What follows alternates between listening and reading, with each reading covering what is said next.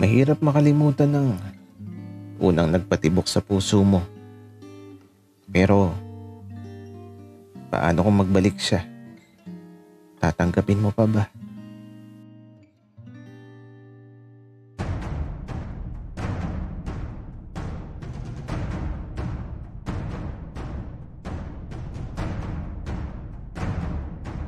Kaibigan, huwag mong kalimutan mag-subscribe sa aming channel at huwag din kalimutan i-click ang notification bell at subscribe button. Subscribe na!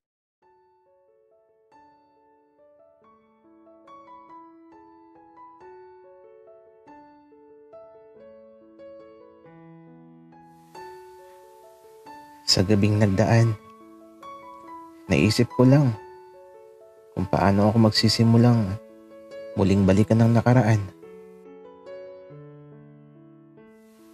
Hindi kasi dapat maging padalos-dalos ang desisyon ko. Kaya ito, nang magising ako, naligo na ako kaagad at kumain ng umagahan. At eto, nang maayos ko ng sarili ko, lumabas ako ng bahay, naglakad-lakad tapos eto, di ko na namalayan na nakarating na ako sa bahay nila Isagani. Habang nasa gilid ako ng daan, pinagmamasdan ko lang ang kanilang tahanan. Isang lumang bahay na halos walang pagbabago. Katulad pa din sa nakaraan. Isang munting tahanan na minsang naging bahagi ng aking kamusmusan. Masaya ako na nakarating na uli ako sa lugar na to. Subalit may takot at pangamba akong nararamdaman sa puso ko.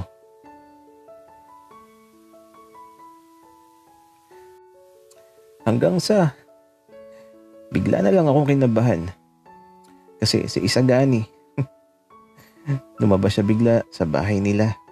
Kaya ito, kunwari napadaan lang ako at naglakad papalayo. Tapos, nagtago ako sa likod ng isang puno. At habang nagtatago, nakita ko na may kasama si Isagani. Sino yun? Tapos naalala ko bigla. Yung nanay nga pala ni Isagani dati. Buntis nga pala nung umalis ako. Ibig sabihin, kapatid niya tong kasama niya. Ang laki na ng kapatid ni Isagani. Naiisip ko lang, naikwento kaya ako ni Isagani sa kapatid niya? Siguro naman kahit paano nabanggit niya ako. Kaya ito, natutuwa talaga ako. Kasi nakita ko yung kapatid niya. Kaya nung makaalis si Isagani, eto, masaya na ako. Uuwi na ako. Hihintayin ko lang na makalayo sila. Kaya naman nung malayo na sila, naglakad na ulit ako pabalik. At habang pinagmamasdan ko sila mula sa malayo, may tumawag bigla sa pangalan ko mula sa likuran ko. Damihan, iho. Ikaw ba yan? Natigilan ako sa paglalakad. At sa paglingon ko, nakita ko nanay ni Isagani na nakangiti at tila ba masayang masaya nang makita ako. Magsisinungaling sana ako pero di ko kaya. Kaya ito, wala na akong ibang pwedeng pagpilian kundi ang magsabi ng totoo.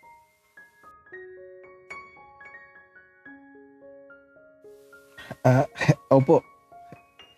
Ako nga po. Iho, kailan ka pa nakauwi dito? Kamusta ka na ba? Ang laki mo na Kahapon po ako dumating. Kamusta na po kayo? Nako, iho. Masaya ako at nakabalik ka na. Ako eto, ayos naman. 15 taon ng dalaga. Alam mo, iho, miss na miss ka na ng anak ko. Bakit kasi ngayon ka lang umuwi? Medyo abala po kasi si ama sa trabaho niya. Pasensya na po kung hindi ako nakabalik kaagad. At saka, naging abala din po ako sa pag-aaral. Nako iho, okay lang yun. Ang mahalaga nakabalik ka na. Pero teka, ano bang natapos mo sa pag-aaral mo? Doktor na po ako ngayon. Ang hirap nga po pero kinaya ko naman po. Talaga ba iho? Doktor ka na ngayon? Nako, sakto yan. Magpapatuli kasi yung bunso kong anak na si Roberto. Nagtutuli ka ba iho? Opo. Madali lang po yun. Sige po. Ako na po ang magtutuli kay Roberto. Nako, iho, salamat ha. O siya, aalis na ako. At tatanghaliin na ako sa pwesto ko sa palengke. Siguradong matutuwa si Isagani kapag nalaman niyang nakabalik ka na. Sige po. Pero, pwede po bang makiusap sa inyo? Pwede po bang huwag niyo munang sabihin kay Isagani na nakabalik na ako? Okay lang po ba? Sige iho. Pwede naman pero masaya talaga ako na nakabalik ka na. O siya, magkita na lang ulit tayo sa susunod.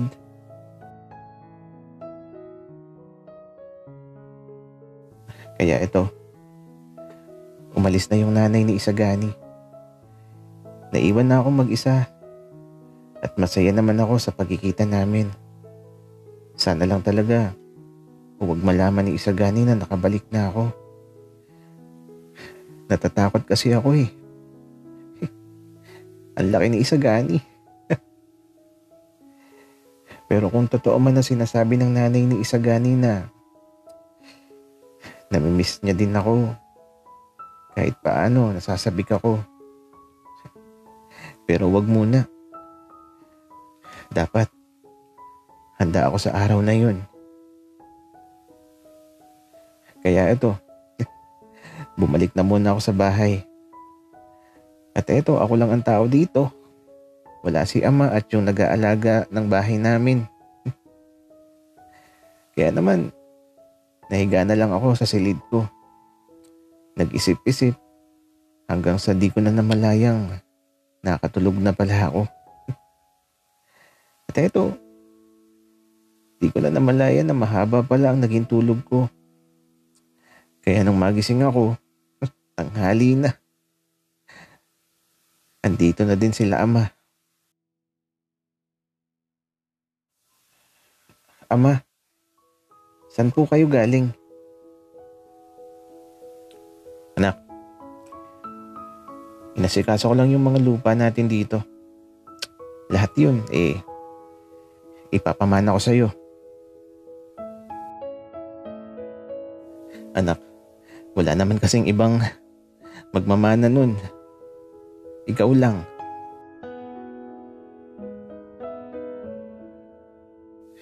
Kung sa bagay, ako lang naman ang anak ni ama. Kaya walang ibang magmamana. Kaya ito, nagtanghalian na kami.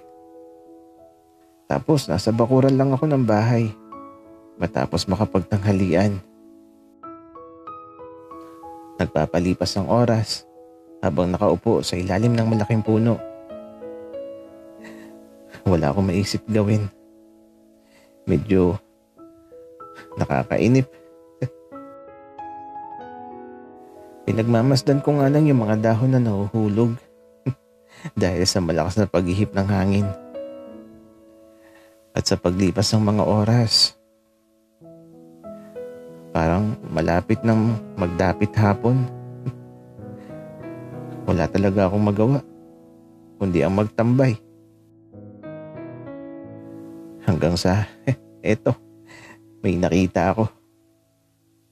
Teka lang, parang kapatid ni Isagani yun ah. Nasa harapan siya ng bahay namin, sa labas. Kaya ito, lumapit ako sa kanya. At habang papalapit ako, nakatitig siya sa akin na pinagmamasdan ako mula ulo hanggang paa.